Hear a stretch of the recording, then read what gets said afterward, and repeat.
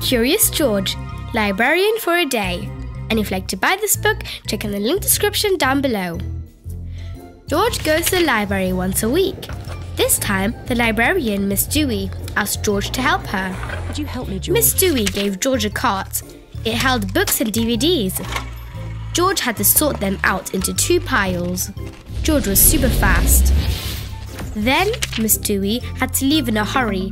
Her book club needed her. She put George in charge of the library. George wondered, should he put the books away? It seemed like something a monkey in charge would do. George put the books away in record time. This librarian stuff was easy.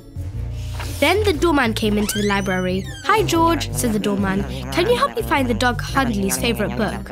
It's a yellow book." George was very familiar with that colour. The yellow books George found were not the right ones. There were a lot of yellow books.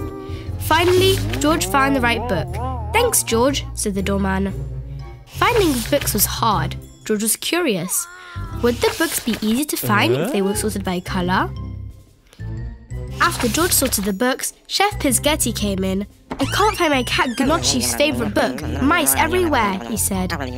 George just needed to know what the colour of the book was. The chef didn't know the book's colour. He did know that it was very, very big. George looked for a big book. There were big books in every colour. At last, George found the right one. It was heavy. "Thanks, George," said the chef. George decided to try putting the books in order of size. Little books, medium books, big books. George had fixed the library again. George showed how he had sorted the books by size. "I don't think that's how libraries work," Steve said. He showed George where all of the books about outer space were supposed to be. This made George even more curious. But then, Steve needed help too. "George, the books are all messed up," Steve said. "This is where all the outer space books are supposed to be." George wondered, if all the outer space books would go together, maybe the books are organized by subject. Steve said the subject is what the book is about.